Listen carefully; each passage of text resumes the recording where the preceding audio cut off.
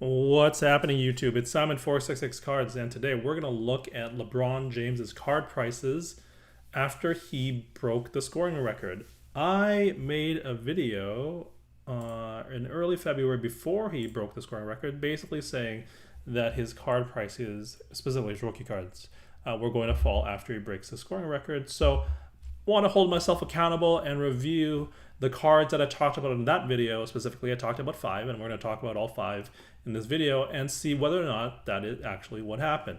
So if we take a look here, he broke the record on February the 7th. I believe I recorded the video a few days before that. And so let's take a look if I was right or wrong. And I'm going to try and do this type of video every single time I make a prediction video, just again to hold myself accountable. So the first one is a Topps Chrome PSA 10 base card. On February the 3rd, it was selling for $8,000, $8,100 here, $9,000 on February 4th, 3 days before he broke the record. And ever since then, it's been a slow but gradual march downwards. Now back below where the cards were. What's he at? Like last one was 5,100 as of March 16th. I should mention I'm recording this video on March 17th. I will be hosting it a couple weeks later because I will be on vacation in Europe.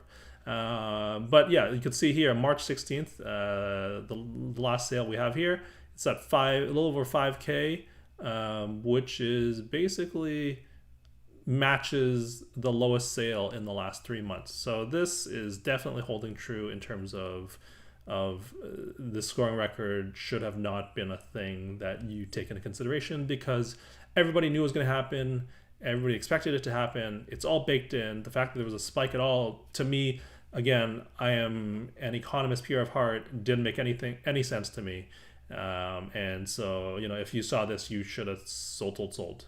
So that's the first card. Next card.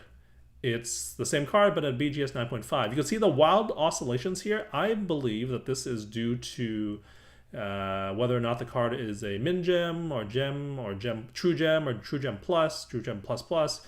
All the fun and games with back at 9.5s, right? But again, let's go look at this. The high sale here is February the 1st at 4,500. A couple days, the day he broke the record, 3,650, 4K 2 days before that, and we are still in that range, oscillating between 2,600 or like under 3K here, then over 3K, then under 3K, then over 3K, over 3K, or 4K, but then down to 2,200. So this one's a little bit harder to examine, but definitely have not reached the highs of 4,500 over here. And 4K we only breached once, which was the day he broke the record. Day he broke the record was 3,650. So it's in that range. The true gem thing and the different types of 9.5s make it interesting. But at the very least, we could say that there has been no movement after he broke the record, and some down below, some lower sales, a couple higher sales.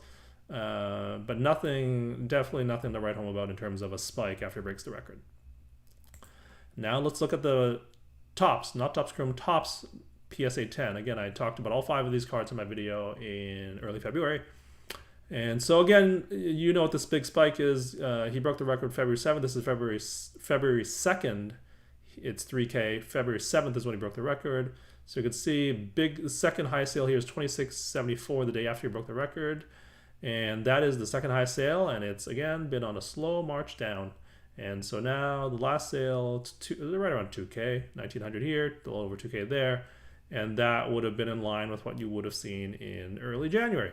So again, slow march down as predicted in my video in early February. Definitely not a big spike upwards for something that is predictable as a number that is a counting stat, right? Next video, next card. 2003 Topps, LeBron James, PSA 9. So you can see here again, basically peaked around just under $600 in the couple days right before the record broke. He broke the record right under 600, and now the latest sale is all the way down to a little under 500, so 460, 470, depending on the sale. Again, this is March 12th, March 13th, March 16th. And that 470-ish number is right around early January. So we're back to the early January levels.